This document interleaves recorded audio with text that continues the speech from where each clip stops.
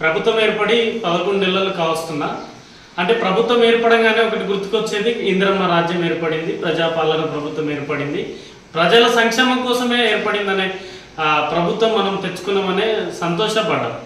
కానీ ఈ 11 నెలల పాలనలో ఇంద్రమ్మ రాజ్యంలో గిరిజనులపై దాడి, గిరిజనుల మీద థర్డ్ డిగ్రీ, గిరిజన రైతుల మీద దౌర్జన్యం, గిరిజనులు సాగు చేసుకుంటున్నటువంటి రైతుల మీద దాడులు, ఇది ఇంద్రమ్మ రాజ్యంలో ఏ రోజు కూడా చూడలేదు. ఎందుకంటే 10 సంవత్సరాల క్రితం కంటిన్యూగా ఇంద్రమ్మ గారి రాజ్యమే ఉంటుండే. కానీ ఇంద్రమ్మ రాజ్యంలో ఇలాంటి దాడి లగచర్ల తండాలో కానీ అక్కడ చుట్టుపక్కల ఉన్నటువంటి గ్రామాల్లో కానీ పోలీసులు థర్డ్ డిగ్రీ చేసి వాళ్ళని జైలు పంపించే సందర్భాలు ఎక్కడ ఏ ఇంద్రమ్మ రాజ్యంలో చూడలేదు.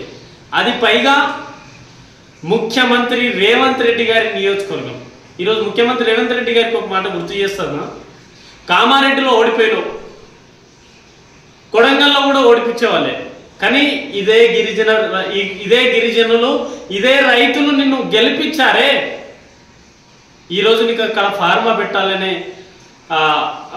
పెట్టాలి, వాళ్ళ మీద దౌర్జన్యం చేయాలి, వాళ్ళ మీద దాడులు చేయాలి, వాళ్ళ మీద థర్డ్ డిగ్రీ చేయాలన్నది నీ ప్రభుత్వం ఏర్పడిన తర్వాత 9 నెలల నుంచి గత 9 నెలల నుంచి అక్కడ స్థానిక ఎమ్మెల్యే అయినటువంటి నువ్వు కనీసం పరామర్శించడానికి నీకు సమయం లేకపోతే, నిన్ను ఓటేసి గెలిపించినటువంటి నీ నియోజకవర్గం ప్రజల మీద నీకు పాలన మీద అంత పట్టు లేకపోతే తెలంగాణ ప్రజలను ఏం కాపాడతావు?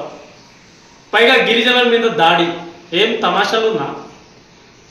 గిరిజనుల మీద దాడి అంటే తమాషాలుగా ఉందా? అందరికీ చూస్తూ ఊరుకుంటాం అనుకురా? ఈ విధమైనటువంటి దౌర్జన్యం చేస్తున్నారు.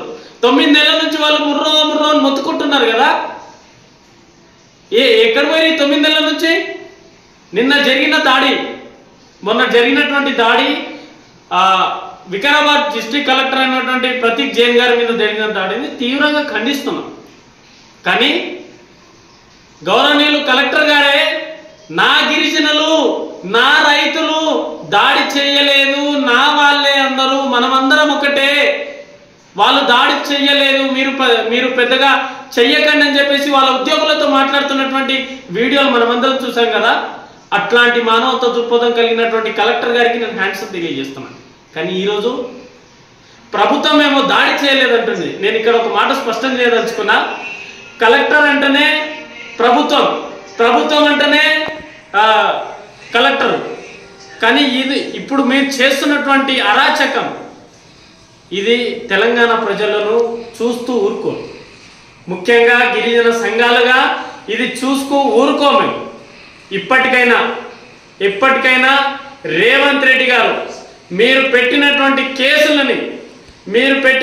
కేసులను అర్ధరాత్రి 2 గంటల సమయంలో వాళ్ళ ఇళ్లలో దాడులు చేసి వాళ్ళ డోర్లు పగలగొట్టి వాళ్ళని దౌర్జన్యంగా తీసుకెళ్లే అవసరం ఏమొచ్చింది?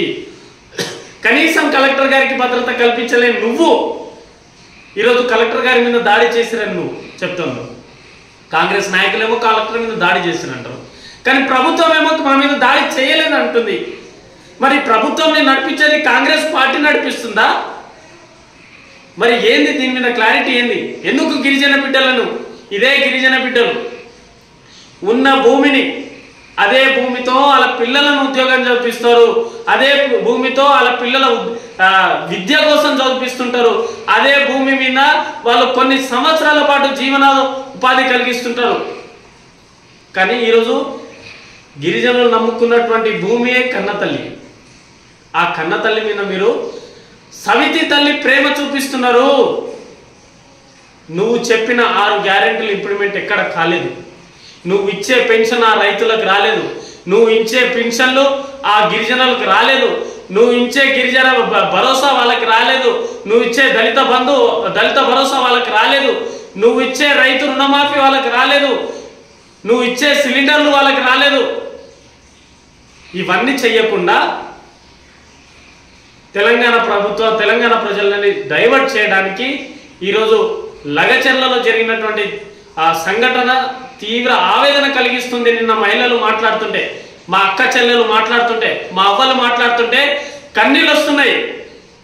ఇప్పటికైనా ముఖ్యమంత్రి రేవంత్ రెడ్డి గారు నీ నియోజకవర్గమైనటువంటి కొడంగల్ నియోజకవర్గంలో లగచర్ల గ్రామస్తులు చుట్టుపక్కల ఉన్న గ్రామస్తులతోని మీరు స్వయంగా వెళ్ళి మాట్లాడే దమ్ము ధైర్యం మీకు లేదు.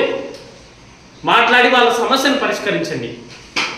అసలు పనికిరాని భూముల మీద ఫార్మాలు కంపెనీలు ఏర్పాటు చేయండి అయ్యా.